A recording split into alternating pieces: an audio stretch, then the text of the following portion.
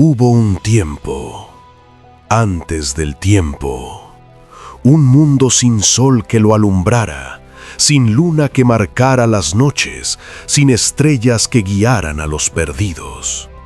No había dioses que escucharan plegarias, no había templos, no había nombres sagrados pronunciados al viento, solo vacío.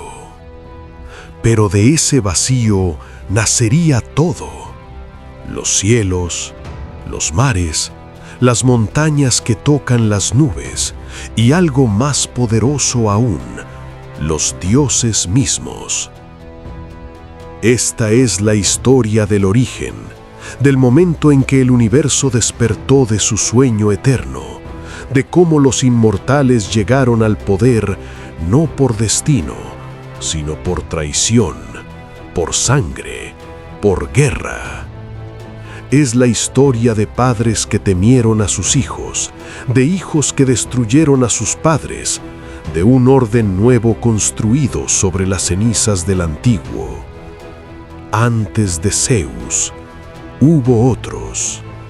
Antes del Olimpo, reinaba el terror. Y todo comenzó en la oscuridad absoluta. En el principio existía el caos.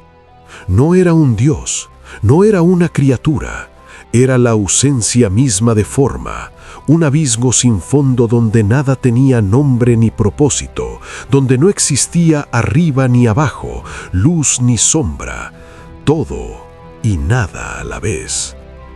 Del caos emergieron las primeras fuerzas: Gea, la tierra, amplia, generosa, eterna.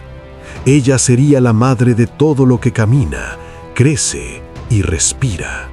Su cuerpo se convirtió en montañas, sus lágrimas en ríos, su aliento en el viento que recorre los valles.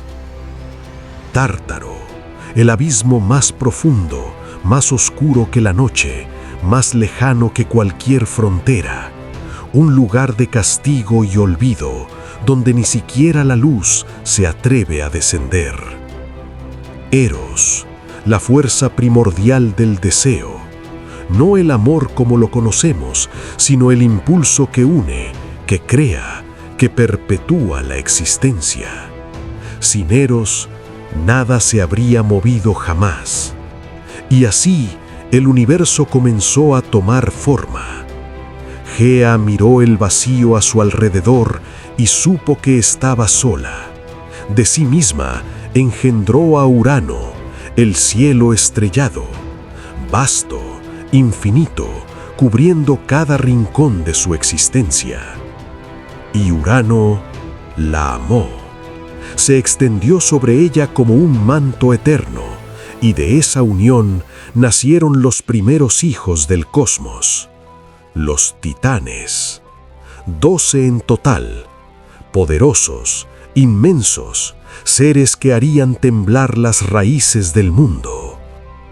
Océano, que rodearía toda la tierra con su corriente interminable. Hiperión, portador de la luz primigenia. Rea, madre de la fertilidad. Cronos, el más astuto de todos, el que esperaría en silencio. Pero Urano no solo engendró belleza, también nacieron los cíclopes, gigantes de un solo ojo, maestros de la forja y el trueno, y los hecatonquiros, monstruos de 100 brazos y 50 cabezas, incontrolables y salvajes.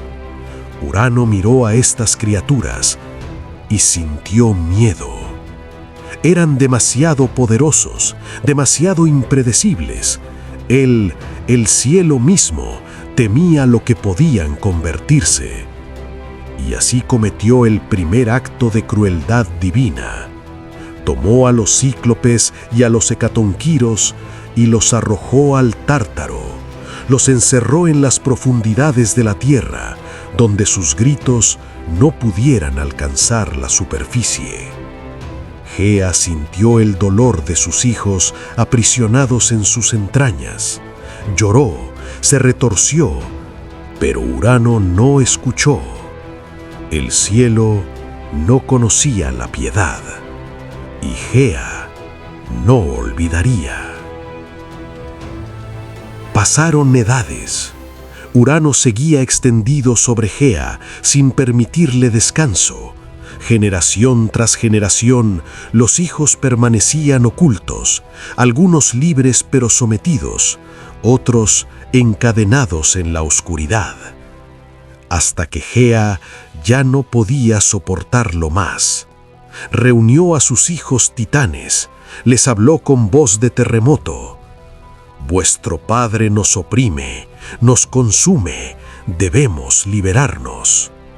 Los titanes escucharon en silencio, pero solo uno respondió. Cronos, el más joven, el más ambicioso, el que siempre había observado desde las sombras, esperando su momento. Yo lo haré, madre. Gea forjó una hoz de pedernal, afilada como el filo del destino mismo. Se la entregó a Cronos y le dijo: cuando caiga la noche, cuando tu padre descienda sobre mí una vez más, estarás esperando. Y así fue. Cuando Urano se acercó a Gea, envuelto en la oscuridad primordial, Cronos emergió de las sombras y con un solo movimiento castró al cielo. La sangre de Urano cayó sobre la tierra. De esas gotas nacieron las erinias, espíritus de la venganza, las Meliades, ninfas de los fresnos, y de la espuma que alcanzó el mar surgiría más tarde Afrodita, la diosa del deseo y la belleza. Urano, mutilado, se alejó para siempre, pero antes de desaparecer en la inmensidad del cosmos, pronunció una maldición. Cronos, hijo mío, como tú me traicionaste a mí, así serás traicionado por los tuyos. Tu sangre pagará mi sangre. Cronos no tembló, tomó el poder sin remordimiento, se proclamó señor del universo. Los titanes lo siguieron y comenzó la Edad de Oro. Durante un tiempo, el mundo conoció la paz. Los titanes gobernaron con justicia, la tierra floreció. Los mortales, si acaso existían ya, vivían sin guerras, sin hambre, sin muerte violenta. Pero Cronos recordaba las palabras de su padre: serás traicionado por los tuyos. Y el miedo comenzó a crecer en su corazón. Se unió con su hermana Rea y ella comenzó a engendrar hijos. Primero nació Hestia, diosa del hogar. Luego Deméter, de las cosechas. Después Hera, de majestuosa presencia. Entonces Hades, señor de las sombras, y Poseidón, rugiente como el mar. Pero cada vez que Rea daba a luz, Cronos se acercaba, tomaba al recién nacido en sus manos y se lo tragaba entero. Rea suplicaba, lloraba, gritaba, pero Cronos no escuchaba. El miedo lo había consumido. Si sus hijos vivían, lo derrocarían. Así lo había dicho la profecía, así lo había maldecido su padre. No podía permitirlo. Rea, destrozada, llevaba en su vientre al sexto hijo. Sabía que Cronos vendría por él también, pero esta vez no lo permitiría. Cuando llegó el momento del parto, huyó en secreto a la isla de Creta. En una cueva del monte Ida, rodeada de espíritus protectores, dio a luz. El niño era fuerte, su llanto resonaba como un trueno lejano. Rea lo envolvió en mantas, lo besó y lo entregó a las ninfas y a los curetes, guardianes que golpeaban sus escudos para ocultar los gritos del niño. Luego regresó ante Cronos. «Ha nacido», le dijo. Cronos extendió la mano. Rea le entregó una piedra envuelta en pañales, y Cronos, cegado por su paranoia, la devoró sin mirar. El niño quedó oculto, protegido, creciendo en secreto. Su nombre era Zeus, y un día volvería. En las montañas de Creta, Zeus creció lejos del trono que le correspondía. Las ninfas lo criaron con miel de la cabra divina Amaltea, cuya leche era tan pura que fortalecía a los inmortales. Los curetes danzaban y chocaban sus espaldos cada vez que el niño lloraba, para que Cronos no lo descubriera. Zeus era diferente, no solo por su fuerza, que crecía más rápido que la de cualquier otro dios. Era su mirada, su determinación, como si supiera desde el principio que había nacido para algo más grande. Cuando llegó a la madurez, Gea se le apareció. Zeus, hijo de Rea, ha llegado tu momento. Tus hermanos viven atrapados en el vientre de tu padre. Debes liberarlos. Zeus no dudó. ¿Cómo? Gea le entregó una pócima preparada por Metis, la titánide de la astucia. Haz que tu padre la beba, y lo que tragó volverá a salir. Zeus descendió del monte. Disfrazado, se infiltró en el palacio de Cronos. Con engaño, logró que el titán bebiera la mezcla. Y entonces, Cronos vomitó. Primero salió la piedra que había tragado creyendo que era Zeus. Luego, uno por uno, sus hijos. Poseidón, emergiendo con la furia del océano. Hades, envuelto en sombras. Hera, con ojos llenos de fuego. Deméter, con la fuerza de la tierra fértil. Hestia, la primera en ser devorada, la última en salir. Todos adultos, todos furiosos, todos listos para la guerra. Cronos los miró y supo que la profecía se había cumplido. Zeus se adelantó. Padre, tu reinado ha terminado. Cronos rió, una risa hueca, amarga. ¿Crees que puedes vencerme, niño? Soy el Señor del tiempo. He gobernado durante eras. Tú no eres nada.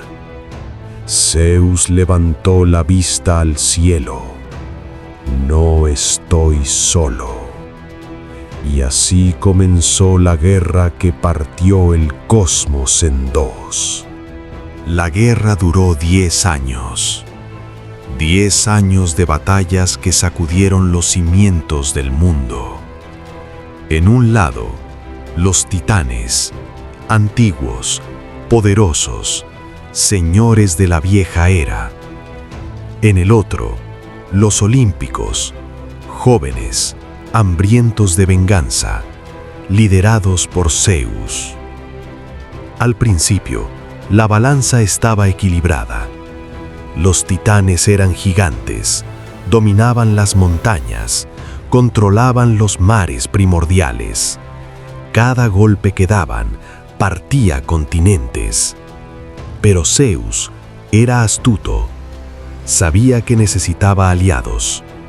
Descendió al Tártaro, al lugar donde Urano había encerrado a los cíclopes y a los hecatónquiros. Los liberó.